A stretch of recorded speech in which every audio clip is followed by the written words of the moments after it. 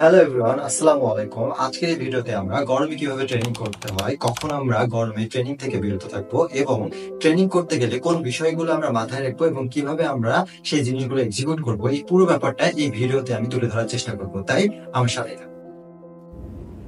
আমাদের বডির normal temperature হচ্ছে 36 ডিগ্রি সেলসিয়াস। সো আমরা যখন ট্রেনিং করা শুরু করি তখন আমার বডি টেম্পারেচার আস্তে আস্তে বাড়তে থাকে।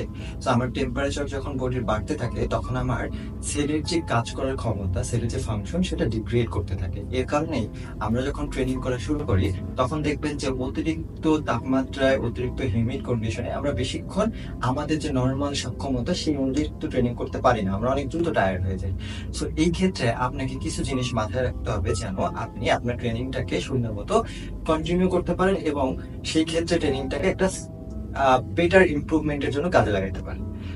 সো সবার শুরুতে আপনার যে জিনিসটা করতে হবে সেটি হচ্ছে অ্যাডাপ্টেশন। আপনাকে এই ওয়েদারের সাথে নিজেকে অ্যাডাপ্ট করতে হবে। কিভাবে অ্যাডাপ্ট করবেন? শুরুর দিকে আপনি ভোরবেলা ট্রেনিং করা শুরু করতে পারেন, অথবা বিকালের শেষে, সন্ধ্যায় অথবা রাতে ট্রেনিং করতে পারেন। ট্রাই করবেন যে একদম ডিরেক্ট সানলাইটে শুরুর দিকে ট্রেনিং না করি। সেই ক্ষেত্রে আপনার অ্যাডাপ্টেশনটা অনেক দ্রুত হয়ে যাবে।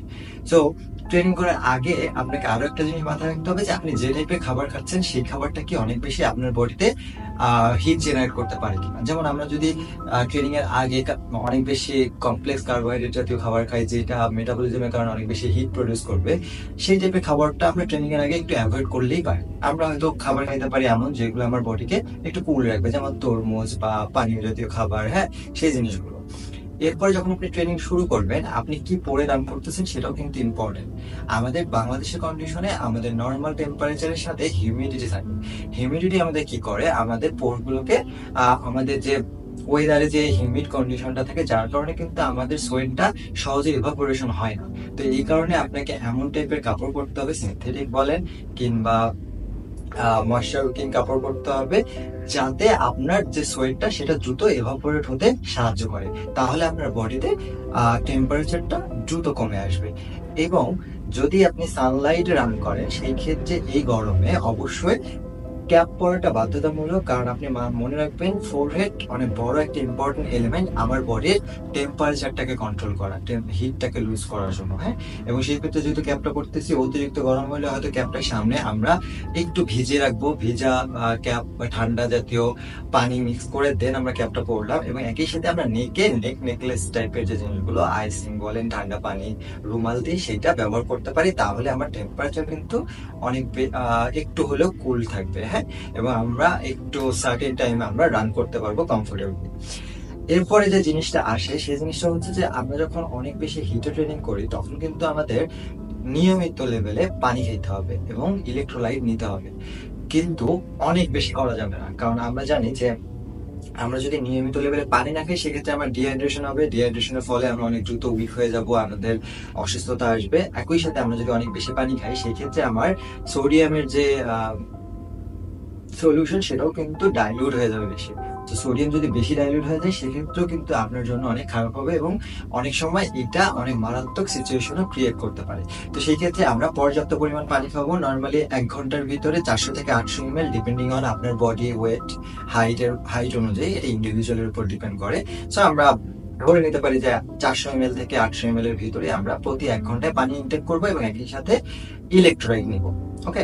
সো এরপরে যে জিনিসটা আসে, যে জিনিসটা হচ্ছে যে কখন আপনি বুঝবেন যে আপনি এখন এই ট্রেনিংটাকে আপনাকে স্টপ করতে হবে। দেখুন, ট্রেনিং যখন আমরা করি তখন আমাদের কয়েকটা জিনিস মাথায় রাখতে হবে। আপনি যদি ট্রেনিং করার সময় আপনার মাথা ঘুরতেছে, আপনি ঠিক মতো ফোকাস করতে পারতেছেন না, আপনার বমি বমি ভাব আসতেছে, নসিয়া আসতেছে, সেই সব মোমেন্টে অবশ্যই ইমিডিয়েটলি আপনাকে এই সামারের মধ্যে ট্রেনিংটা অফ করতে হবে।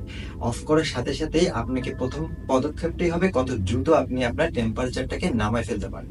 সো কখনোই এই ভুলটা করবেন না, নিজেকে অতিরিক্ত পুশ করবেন না এই সময়গুলোতে যখন আপনি দেখতেছেন আপনার মাথা ঘুরতেছে, আপনি ঠিক মতো ফোকাস করতে পারতেছেন না, হ্যাঁ? কারণ আমরা নিয়মিত দেখতেছি বিভিন্ন ম্যারাথনে হিট স্ট্রোকে মানুষ মারা যাচ্ছে।